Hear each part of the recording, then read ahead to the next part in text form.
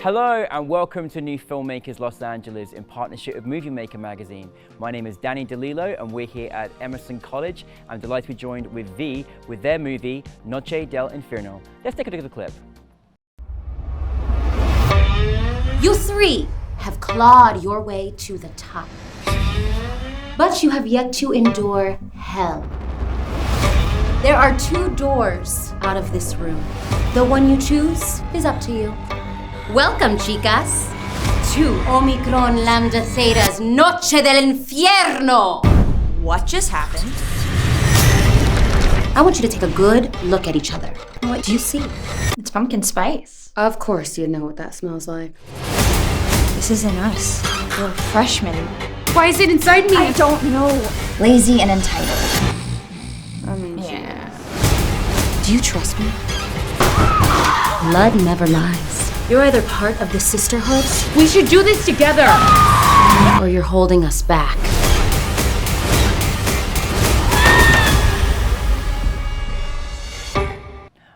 V, really a great pleasure to have you here. Thank you so much for bringing your film to us. Happy to be here. For those that haven't seen your film, tell us a brief synopsis. Okay, so Noche del Infierno is about three sorority pledges who must face a series of magical tests and denounce cultural stereotypes in order to join one of the most prestigious Latina sororities in the country. It's a great script, like it really is, and I was so nice to watch something that I thought I've never seen this before, but you gave the actors such juicy script. It was really good. Where did the inspiration come for you in developing this story and then turning it into a film? Well, Andrew came to me with Andrew being the director, Yeah. with a core idea of, sorority pledges wanting to come in and seeing stereotypes in each other and just kind of not really seeing eye to eye. And then we just kind of started bouncing around a lot of ideas and breaking story. And personally, for me, it was in how the Latina experience and identity is not monolithic, where it's not like, hey, you're Latina and, that we all know what that means. I mean, not really, because some people are from South America, some people are Hispanic American, some people are white, black, brown, and everything in between. You can have Hispanic Asian Americans, and you can have people who are citizens, who are immigrants, who speak Spanish, who don't. All that to say that it's sort of a patchwork of qualifiers, and we're just so unique and our experiences are so unique that there tends to be a lot of gatekeeping, especially when people are born and raised here and they feel like they're too American to be Hispanic or too Hispanic to be American. And so this was just speaking to the fact that we're all part of the same family and to just stop gatekeeping Latinhood. Yeah. I'm so glad that came across really well in the film as well, like really. So how did it come? Because obviously you wrote this incredible script, and then how did it come where you met the director and that whole kind of journey and coming together, and also choosing the right director for your script as well that you co-wrote? Right.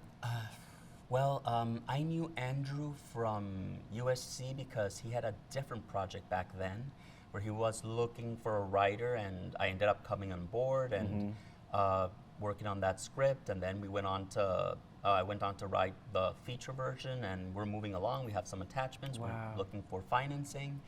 But then he had this other story he was working with at the time with another writer in a different program, which I knew her because she was from the higher class at USC.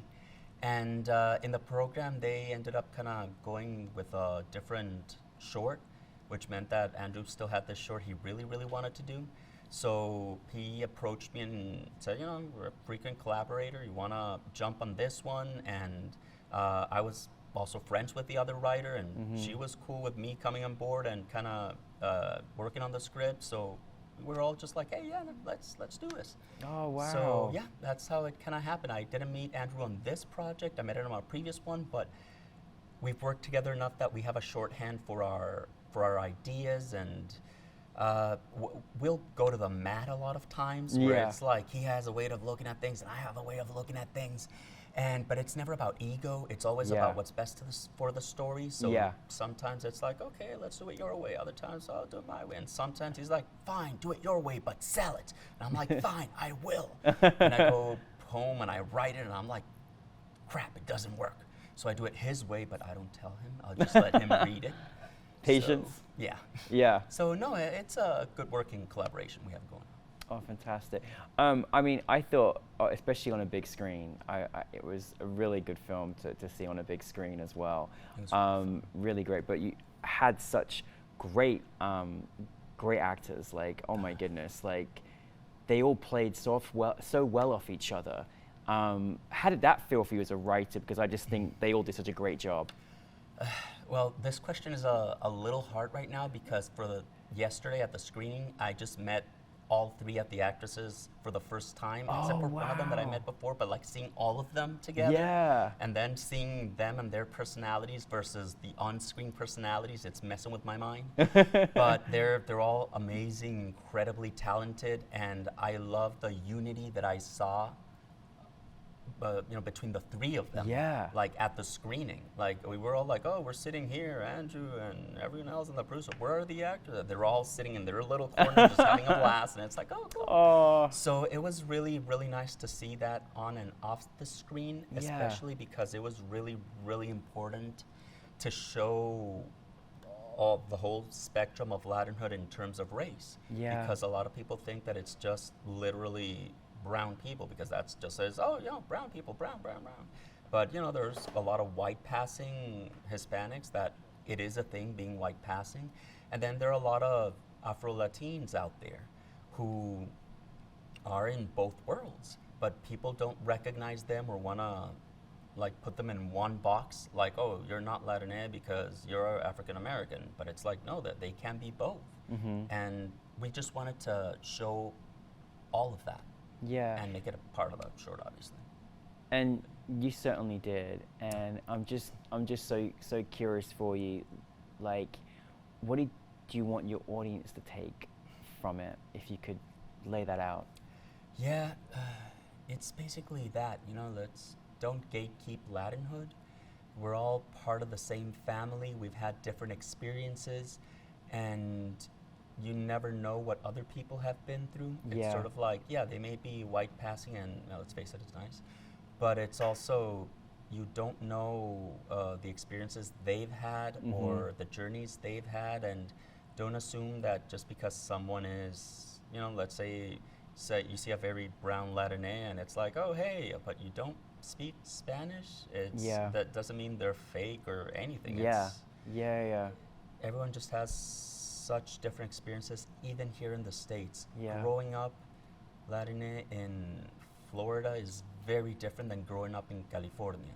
Like, I was talking to someone at a party who he didn't know Spanish, and well, first in Florida, it's like growing up, it's like it's your backyard. Everyone knows everyone, it's loud and proud, everyone Latina is like, yay. But then I spoke to this person who was born and raised here in LA, and they didn't know Spanish, and he told me it was because his grandma, when he was growing up, said that Spanish was the language of poor people. So they didn't teach him Spanish so that he could integrate a lot easier into American culture, but obviously deprived him of a big part of his heritage. But that shows just how different the experiences can be for Latina people, even within the States, depending on which coast you grew up on.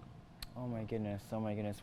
Well, with that being said, how special was it to see, I mean, for you as a writer, to then have your film, well, certainly we're proud that we had your film with us at NewFilmmakers LA. It's really exciting. But then to have that at the home of the Academy, and then in celebration of Latinx filmmakers from all over the world. How was that experience for you?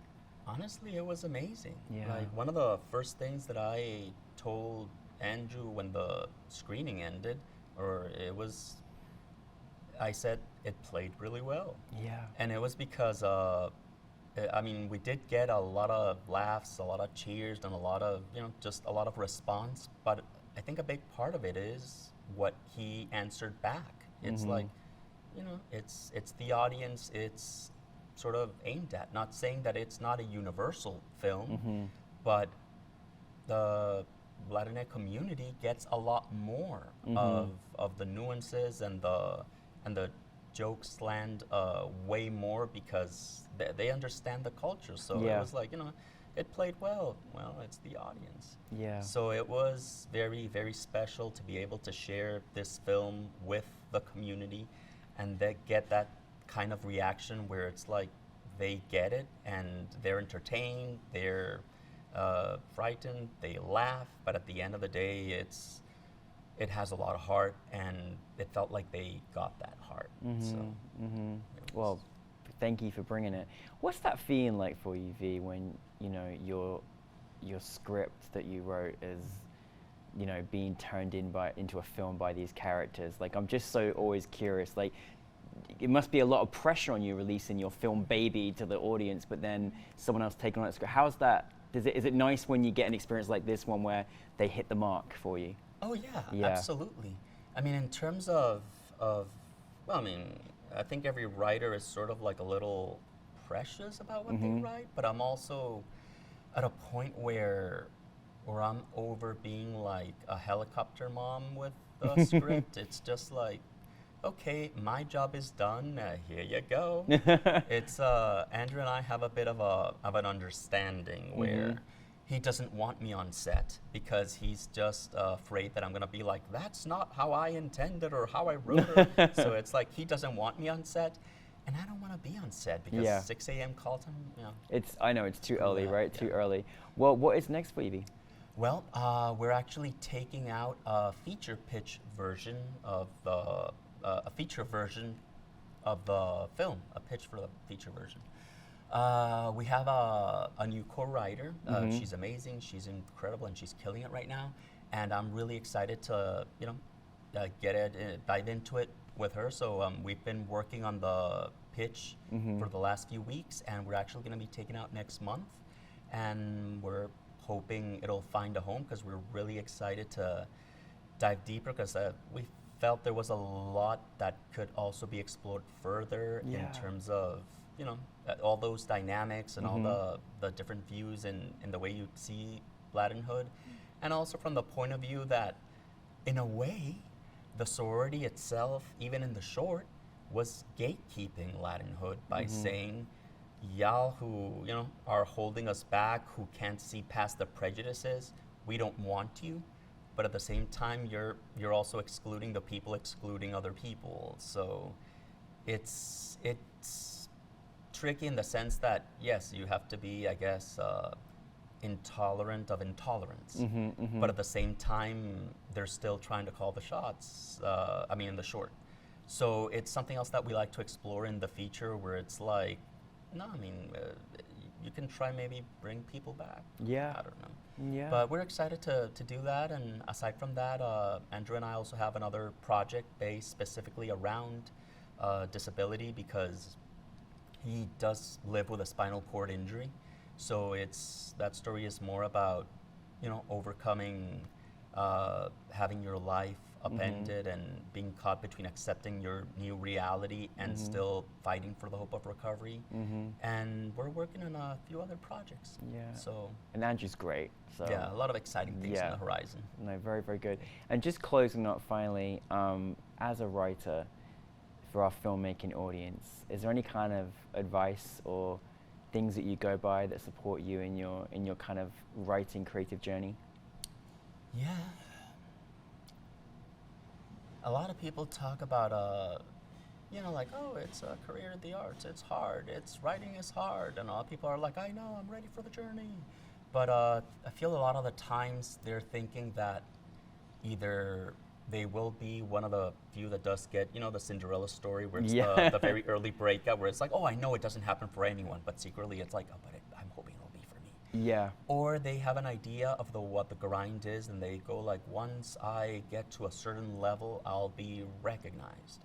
And one of the hardest realities or truths that I've gotten to learn is that it's not enough to to have a solid script or to have a good team behind you, you think it's enough, but it's not enough. There's hundreds of people like that who have amazing samples, who are incredible writers, who have incredible reps and teams, and they still haven't gotten their break because it is not enough.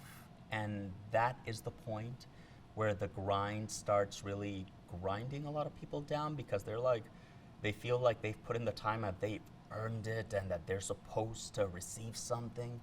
So the sooner people come to terms with the fact that it doesn't work like that, that it's not a deserved base thing, that it's not depending on you having all the pieces, that there's also an element of timing, of luck, and that it's a numbers game. As in, the more you do, the more you put out there, the higher your chances of actually getting that break, and actually, having things start happening, the dominoes falling. Yeah.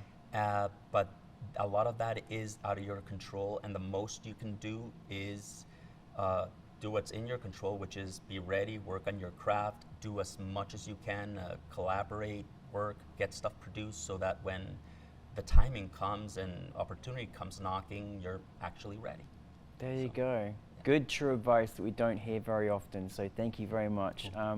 Thank you for bringing your film to us. Keep making more films for us, but we really appreciate you being here, and welcome to the family. Awesome. Thanks Thank for you. having me. Thank Happy to be you. here.